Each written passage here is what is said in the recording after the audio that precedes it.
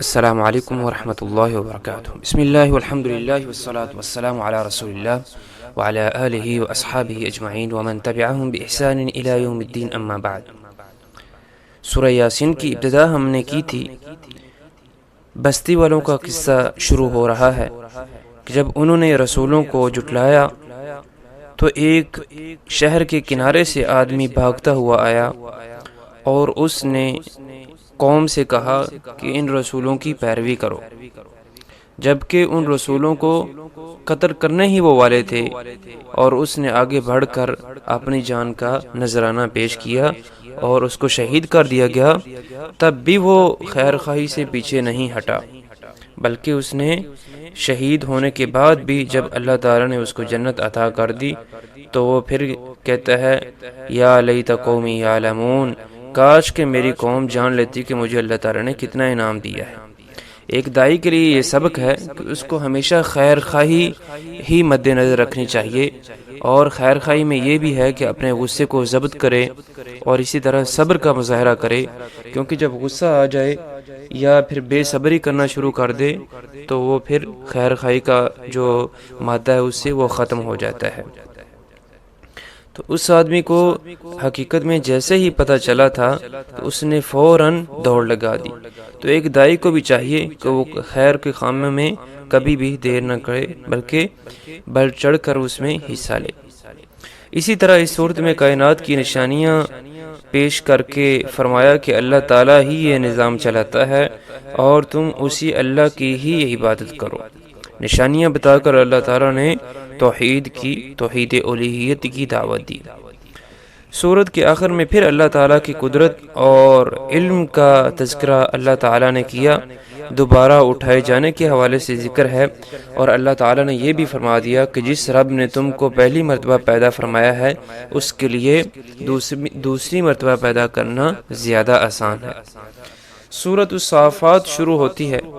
اللہ تعالیٰ نے توحید کی دعوت دیتے ہوئے ایسی مخلوقات کا ذکر فرمایا کہ جس کا پیدا کرنا مخلوق میں سے کسی کے بس کی بات نہیں، اور اسی طرح بات چلتی رہی، دوبارہ اٹھنا اور جزا۔ اسی طرح اللہ تعالیٰ نے نعمتوں کا تذکرہ فرمایا اور عذاب کا بھی تذکرہ فرمایا، اور اسی طرح اہل جنت اور اہل جہنم کے درمیان مکالمہ، اس کی بھی ایک جھلک اللہ تعالیٰ نے یہاں ذکر فرمائی۔ اس کے بعد برے دوست کے نقصانات کا تذکرہ فرمایا کہ اس کی وجہ سے ہی انسان جہنم میں چلا جاتا ہے۔ آج ہمیں بھی دوستی کرتے ہوئے غور کرنا چاہیے کہ ہمارا دوست یا ہماری کمپنی کس طرح کی ہے، جنت میں لے کے جانے والی ہے یا کہ جہنم کا ایندھن بنانے والی ہے۔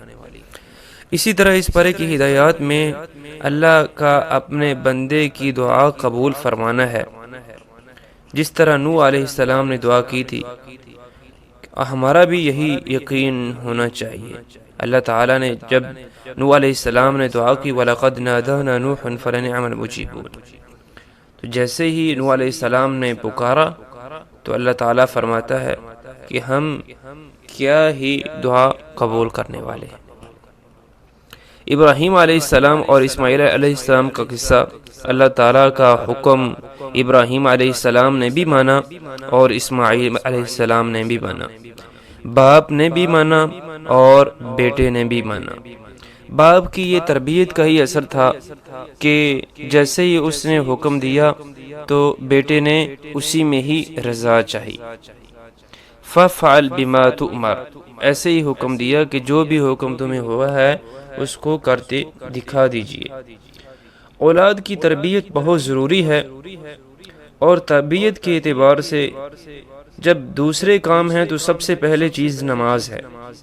اور ابراہیم علیہ السلام کی بھی سیرت ہم دیکھیں تو دعا کی تھی خاص طور پر رب اجعلنی مقیم الصلاۃ ومن ذریتی، کہ یا اللہ مجھے بھی نماز کا قائم کرنے والا بنا اور میری اولاد کو بھی نماز قائم کرنے والا بنا۔ تو اسماعیل علیہ السلام کی صفات کا اللہ تعالیٰ نے سورہ مریم میں ذکر فرمایا، اور خاص طور پر فرمایا وَكَانَ يَأْمُرُ أَهْلَهُ بِالصَّلَاةِ وَالزَّكَاةِ، وہ خاص طور پر اپنے اہل و عیال کو نماز اور زکوٰۃ کا حکم دیتے تھے۔ تو جب بچہ نمازی ہو، اللہ تعالیٰ کا فرما بردار ہو، تو یہ کیسے ہو سکتا ہے کہ اپنے باپ کا فرما بردار نہ ہو؟ اللہ تعالیٰ ہمیں اپنے سے ڈرنے والا بنائے اور اولاد کی صحیح تربیت کرنے کی توفیق دے۔ اس کے بعد سورت کے آخر میں مشرکین کے بعض شبہات کا اللہ تعالیٰ نے بڑے آسان انداز سے رد فرمایا ہے، اور یہ بھی فرمایا کہ اللہ تعالیٰ کے لشکر برحق ہیں اور فتح بھی انہیں کی ہے۔ ضروری نہیں کہ فتح عسکری ہو یعنی فوجی ہو، بلکہ منہج کی فتح ہی اصل فتح ہوتی ہے۔ اس کے بعد سورۃ صاد شروع ہوتی ہے۔ اس میں زیادہ تر جھگڑوں کا تذکرہ ہے، زمینی جھگڑے اور آسمانی جھگڑے۔ اسی لیے ابن قیم رحمہ اللہ نے فرمایا یہ سورۃ الخصومات، کہ یہ جھگڑے بیان کرنے والی سورت ہے۔ اسی طرح سورۃ صاد میں نبی صلی اللہ علیہ وسلم کے لیے تسلی ہے کہ وہ انبیاء کی پیروی کریں، جس طرح انہوں نے صبر کیا ویسے ہی آپ صبر کریں۔ داؤد علیہ السلام کا تذکرہ، سلیمان علیہ السلام کا تذکرہ، اسی طرح ابراہیم، اسماعیل، اسحاق علیہ السلام اور ایوب علیہ السلام۔ تو ان سارے انبیاء کا تذکرہ فرما کر اللہ تعالیٰ نے رسول اللہ صلی اللہ علیہ وسلم کو تسلی دی کہ جس طرح ان پر مشکلات آئیں، مصیبتیں آئیں اور انہوں نے صبر کیا، ویسے ہی آپ کو صبر کرنے کا حکم ہے۔ اسی طرح ہم غور کریں تو سلیمان علیہ السلام اللہ تعالیٰ کی کئی نعمتوں کے مالک تھے، اللہ تعالیٰ نے ان کو کئی نعمتوں سے نوازا، لیکن باوجود اتنی زیادہ نعمتوں کے ان میں تکبر اور سرکشی نہیں آئی جس طرح قارون نے کیا۔ تو قارون کو جب اللہ تعالیٰ کا خزانہ ملا تو اس نے تکبر اور سرکشی شروع کر دی، غرور شروع کر دیا، اللہ تعالیٰ نے اس کو نیست و نابود کر دیا۔ اور اس کے برعکس سلیمان علیہ السلام نے ہمیشہ شکر ہی ادا کیا، اللہ تعالیٰ ہمیں بھی شکر کرنے والوں میں سے بنائے۔ اسی طرح اس صورت میں متقین اور ظالمین کے ٹھکانے بیان کیے گئے۔ پھر ابلیس کا قصہ، جب اس نے آدم علیہ السلام کو سجدے سے انکار کر دیا صرف اپنی انا اور تکبر کی وجہ سے، اور کافروں میں سے ہو گیا۔ وہ ایک محض اپنی عقل اور وہ بھی ایک غلط سوچ تھی کہ مجھے آگ سے بنایا ہے اور اس کو مٹی سے بنایا ہے، آگ تو افضل ہوتی ہے، اوپر جاتی ہے، جبکہ اس نے یہ نہیں سوچا کہ تجھے اگر بنایا ہے تو کس نے بنایا ہے؟ تو وہ جس نے تمہیں پیدا کیا ہے، جس نے بنایا ہے، وہی تم کو حکم دے رہا ہے کہ تم اسی کے لیے سجدہ کرو۔ تو یہ تھا 23ویں پارے کے متعلق۔ اس کے بعد کیونکہ سورۃ زمر شروع ہو رہی ہے اور زمر کا جو سیاق ہے وہ اس کا اکٹھا سیاق ہے، تو انشاءاللہ ہم اگلی مجلس میں یعنی 24ویں پارے کے ساتھ اس سورت کو شروع کریں گے۔ اللہ تعالیٰ مجھے اور آپ کو قرآن مجید اور اسی طرح دین کا نفع بخش علم عطا فرمائے تاکہ ہم دنیا اور آخرت میں کامیاب ہو سکیں۔